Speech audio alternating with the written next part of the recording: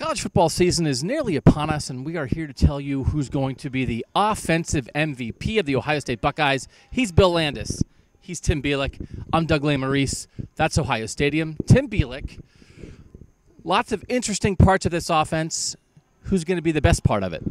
I think it's J.K. Dobbins, and it might not be a surprise to a lot of people to say that, but I think he's the most dynamic piece of the team. And with J.T. Barrett gone, there's going to be a lot less quarterback run, so it's going to be more opportunities for Dobbins to get the football, which we talked about last season as a problem in Ohio State's losses, why number 2 didn't get the football. Because you saw when he got the football and he got it in bunches, he made things happen. His long run, I think he only had one run longer than 52 yards in the season, but what he did was he ripped off chunk plays, had a great combination of power and speed, and he's going to show, I think, in his second season that he's got that ability to really carry an offense. Josiah Kendrick Dobbins. Is that what the JK is for? Jalen Dobbins. Sorry. Who do you got? Josiah Kendrick's good, though. Guess what position group I'm going with? Offensive line. Correct. My answer is right tackle Isaiah Prince for a couple of reasons. I think he's the surest thing on the offensive line right now. He and Michael Jordan are both going to be 3-year starters. But Michael Jordan potentially switching positions, we think he might do that. So I'm hesitant to say him because I don't know how he's going to hold up at center. I'm very confident in Isaiah Prince's ability at right tackle.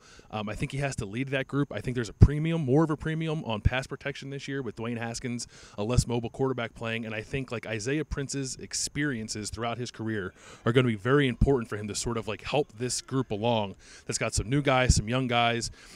Isaiah Prince had the worst night of his life in Beaver Stadium 2 years ago, and they have to go there at the end of September. I think what he can share with those guys is important because that game's like a linchpin of the season, I think, and it dictates which way it goes. So he's my MVP. I get like he's not the quarterback, he's not the running back, but I just think like his position group and his experiences throughout his career are going to be very important to Ohio State this year. Excuse me for a moment. I'm going to go celebrate something.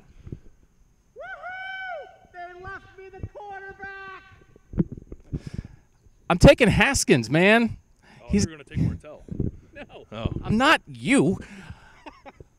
He's going to be the best quarterback in the Big Ten. I know Kirk Herbstreit has picked Trace McSorley to win the Heisman, and I like Trace McSorley. I think Shea Patterson's going to be good.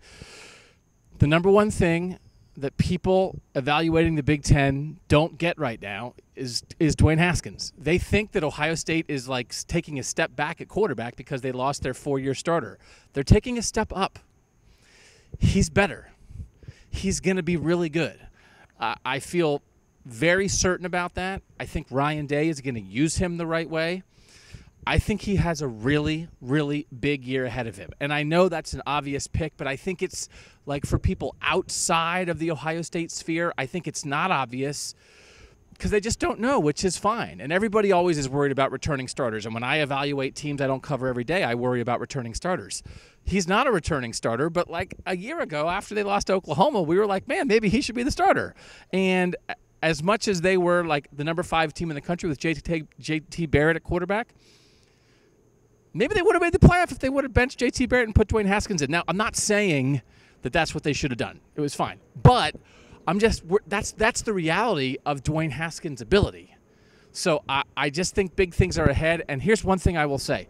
I very much am on the boat of they should give the ball to J.K. Dobbins, but I'm getting more. I just believe more, even though I wouldn't do it, that they really could be heading toward a Georgia's tail black split with Chubb and Michelle last year, and they may tell J.K. Dobbins, listen, you'll get it when you're a junior. That's your Heisman season. For now, we are going to split it, and maybe he won't get as many carries as I think he should because I agree with you, but I think Haskins is going to light it up. All right, we're previewing all this stuff. Thanks to you guys for following along. Football's almost here. Bill, Tim, Doug, we'll see you all season. Almost knocked it over.